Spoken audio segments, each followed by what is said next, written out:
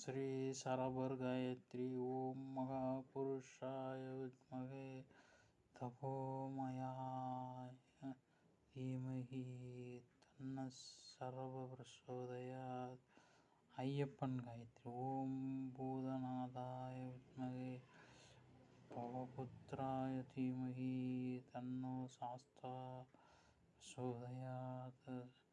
சாஸ்த்ரு காயத்ரி ஓம் பூதாதியாய வித்மகே மகதேவாய தீமஹி தன்ன சாஸ்தா பிரசோதயாத். ஓம் கஜத்வஜாய வித்மகே ஸ்ருணிசாஸ்தாய தீமஹி தன்ன சாஸ்தா பிரசோதயாத். ஸ்ரீ குளிகன் காயத்ரி ஓம் குளிகராஜாய வித்மகே மந்தபுத்ராய தீமஹி தன்னோ மாந்திய பிரசோதயாத். இந்திரன் காயத்ரி ஓம் வஜ்ரஹஸ்தாய வித்மகே சகஸ்ரஹாஸ்ராய தீமஹி தன்னோ இந்திர பிரசோதயாத். ஓம் தத்புருஷாய வித்மகே சகஸ்ரஹாஸ்ராய தீமஹி தன்னோ இந்திரः பிரசோதயாத். ஓம் தேவராஜாய வித்மகே வஜ்ரஹஸ்தாய தீமஹி தன்ன சக்ர பிரசோதயாத். ஓம் விஸ்வேதேவாய வித்மகே மகாசாடாய தீமஹி தன்னோ உத்திரஷாடா பிரசோதயாத். உத்ராடம் நாம்பாதம் ஓம் அபிஜிதாய வித்மகே பிரம்மதேகாய தீமஹி தன்னோ அபிஜித் பிரசோதயாத். திருவோண நட்சத்திரம் ஓம் மகாஸ்ரவணாய வித்மகே புண்ணியஸ்லோகாய தீமஹி தன்னோ ஸ்ரவணா பிரசோதயாத். அவிட்டம் நட்சத்திரம் ஓம் அக்ரநாதாய வித்மகே சூபரீதாய தீமஹி தன்னோ ஸ்ரவஷ்டா பிரசோதயாத். சதயம் நட்சத்திரம் ஓம் தேசஜாய வித்மகே வருணதேகாய தீமஹி தன்னோ சதபீஷக் பிரசோதயாத்.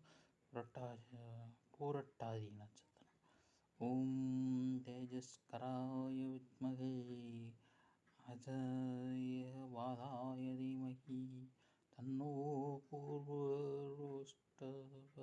பிரசோதயாத். உத்திரட்டாதி நட்சத்திரம் ஓம் மகிர் புத்துன்னாய வித்மகே பிரதிஷ்டாபனாய தீமஹி தன்னோ உத்தரப்ரோஷ்டபத பிரசோதயாத். ரேவதி நட்சத்திரம் ஓம் விஸ்வரூபாய வித்மகே பூஷ்ணதேகாய தீமஹி தன்னோ ரேவதி பிரசோதயாத்.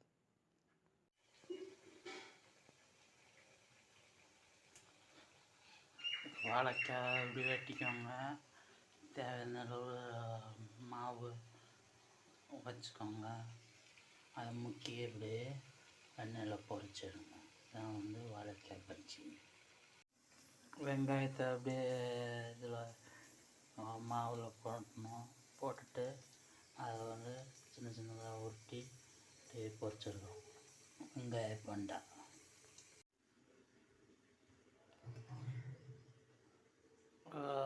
வெங்காயம் தக்காளி வதக்கிட்டு அதை போட்டு தேவையான மசாலா அதுக்கப்புறம் இதெல்லாம் போட்டுட்டு காய்கறி எல்லாம் போட்டுட்டு அதை நல்லா 20 நிமிஷம் கொதிக்க விட்டுருங்க. இதான் சாம்பார். நல்லா சாப்பிட்டுக்கலாம். அப்படியே சாப்பிடுங்க.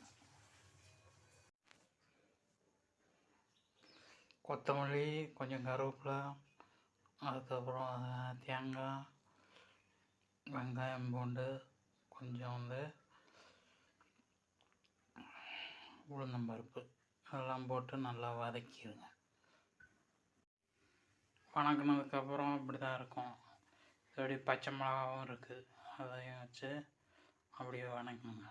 ஆறினோடனே அடைச்சிட்டு அப்படியே உப்பு போட்டு அப்படியே சாப்பிட வேண்டியது. இதான் கொத்தமல்லி சட்னி.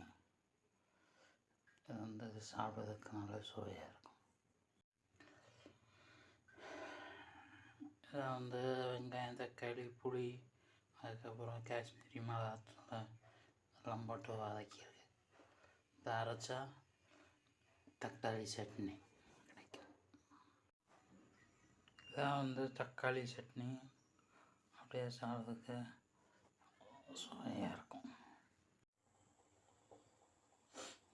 கடாயில் ஊற்றி கடலும் தாளிச்சிட்டு வெங்காயம் வதக்கிட்டு சுண்டல் வேக வச்சு சுண்டல் அதுக்கப்புறம் தண்ணி ஊற்றி நல்லா மசாலா போட்டு வேக வச்சுருங்க. மசாலா சுண்டல் அருமையான மசாலா சுண்டல் நல்லா டேஸ்ட்டாக இருக்கும். அப்படியே சாப்பிடுங்க. அப்படியே சிவபெருமான் கும்பிட்டுக்கலாம்.